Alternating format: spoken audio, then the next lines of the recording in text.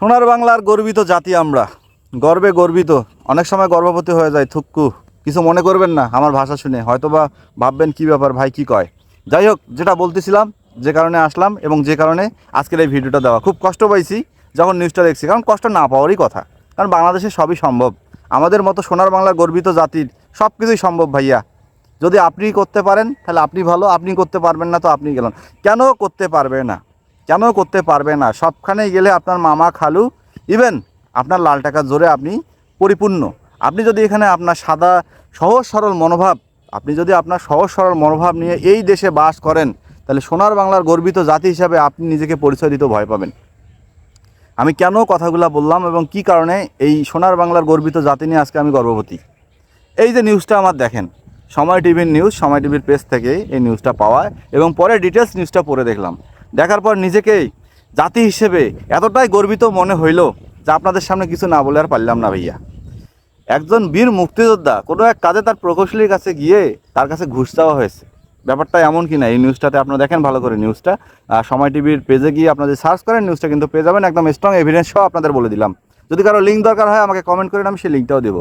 তাহলে এখন আমার কথা হচ্ছে ভাইয়া, একজন ফার্স্ট ক্লাস গেজেট অফিসার এ দেশে কত বড় একটা সম্পদ, এটা আমাদের কিন্তু মানতে হবে, আমাদের কিন্তু জানতে হবে। কারণ একটা ফার্স্ট ক্লাস গেজেট অফিসার যখন একটা ছেলে হয় বা একজন মানুষ গিয়ে ওই চেয়ারটাতে বসে, তার পিছনে যে কত কষ্ট, কত বাধা, কত কিছু থাকে, এটা একমাত্র আমরাও জানি। কারণ যারা চাকরি প্রত্যাশী ভাই বোনরা আছে, তাদের পড়াশোনা, তাদের এক একটা স্ট্রাগল, হ্যাঁ, এক একজন বেকার ছেলের যুদ্ধ, হ্যাঁ, পকেটে টাকা নাই, মাথা চুল উঠে গেছে, ঝামেলা, পারিপার্শ্বিকতা সব কিছু মিলায় যখন চাকরির একটা পরীক্ষা পেয়ে এই ধরনের একটা পোস্টে গিয়ে বসা যায়, সে দিন শেষে কী দাঁড়ায় জানেন? মামা খালু আছে, পার। আর যদি পকেটটা ভর্তি আছে, চাপান, মানে চাপান, বুঝে নিয়েন বাকিটা আপনারা, হ্যাঁ, যদি থাকে তাহলে তুমি পার। এই জায়গাটাতে বসে তখন তার মেন্টালিটিটা কি আসতে পারে? তাকে কি করতে হবে? চাপানটা তাকেও তো খাইতে হবে ভাইয়া, না হলে এই গ্রেডের বেতনে, ওই গ্রেডের বেতনে আপনি তো চলতে পারবেন না। ব্যাপারটা এমন কি না? হ্যাঁ, আমার মনে হয় মুক্তিযোদ্ধা, আমাদের শ্রদ্ধেয় মুক্তিযোদ্ধা আঙ্কেল মনে হয় এই টাইপের কোনো ফার্স্ট ক্লাস গেজেট অফিসারের কাছেই পড়ে গেছে কিনা আমি জানি না, না জেনে বলাটাও ঠিক না। কিন্তু দেশের যে পরিস্থিতি ভাইয়া, হ্যাঁ, দেশের যে পরিস্থিতি, একমাত্র বিসিএস, সেখানেও লাল চালাচালি হয় কি না আমি জানি না। হ্যাঁ, আমি সেখানে জানি না সেটা অর্গানিক নাকি অর্গানিক না, বুঝছেন? কারণ অলরেডি তো অনেক চাকরির পরীক্ষা দিতে ও ভালো কথা একটা মনে হয়েছে ভাইয়া এই সময়। ইতিমধ্যে কিছুদিন আগে একটা নিউজ ভাইরাল হয়ে গেল, সেটা হচ্ছে ঢাকা বিভাগ এবং চট্টগ্রাম বিভাগের প্রাইমারি পরীক্ষা 2 মাসের জন্য স্থগিত।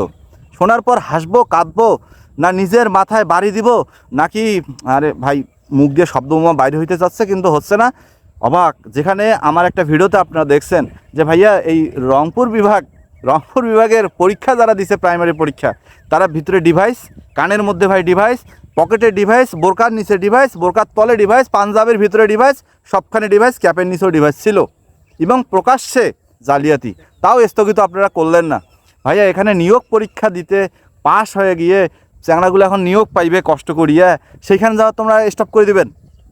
আমাদের এই সোনার বাংলা কি ভাই এতটাই সোনার বাংলা হয়ে গেল ভাইয়া রে, যেখানে একজন মুক্তিযোদ্ধা একটা অফিসে গেলে তার কাছে ঘুষ খেতে হয় এবং তিনি জোর গলায় বলে ভাইয়া যে ঘুষ খাওয়ার জন্য দেশ স্বাধীন করিনি, মানে ঘুষ খাওয়ানোর জন্য দেশ স্বাধীন করিনি।